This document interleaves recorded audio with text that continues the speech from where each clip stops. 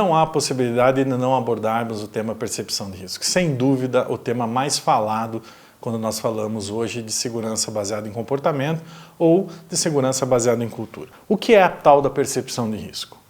A percepção de risco é a competência que nós temos em identificarmos perigos e reconhecermos riscos. Nós, frequentemente, passamos por situações onde a gente quer desenhar ou termos programas de percepção de risco. Porém, será que o seu processo de observação e abordagem já não seria suficiente?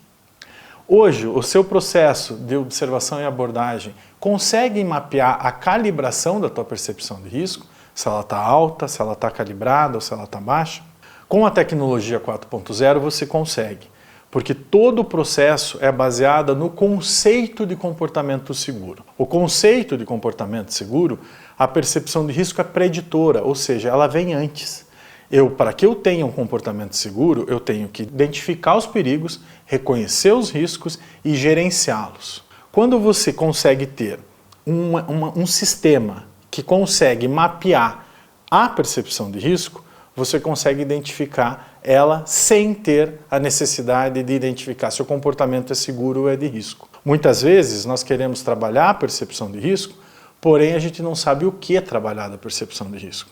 A gente não sabe o que está levando as pessoas a terem uma baixa percepção de risco. Com o processo e com essa tecnologia, o sistema permite nos mostrar, além de o comportamento seguro como um todo, definir exatamente o que da percepção de risco precisa ser trabalhado para que o colaborador tenha como uma competência. E nós, da área técnica, saibamos quais são os tipos de intervenção que eu tenho que fazer. Se, por exemplo, o trabalhador a percepção de risco dele não está calibrada, mas o do time está calibrada, eu sei que eu consigo fazer uma intervenção individualizada. Eu não preciso fazer uma intervenção coletiva. Porém, se a percepção de risco do time não estiver calibrada, eu consigo fazer uma intervenção maior. Lembre, não há possibilidade de existir comportamento seguro se a percepção de risco não está calibrada.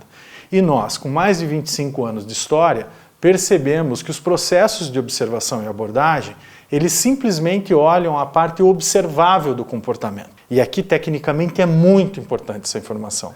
Quando nós falamos de comportamento, existe uma parte observável e a não observável. Para você ter um BBS, um programa de observação e abordagem, uma gestão comportamental adequada, você também tem que ter um sistema que pegue a parte não observável. Ou seja, na prática, na nossa linguagem do dia a dia.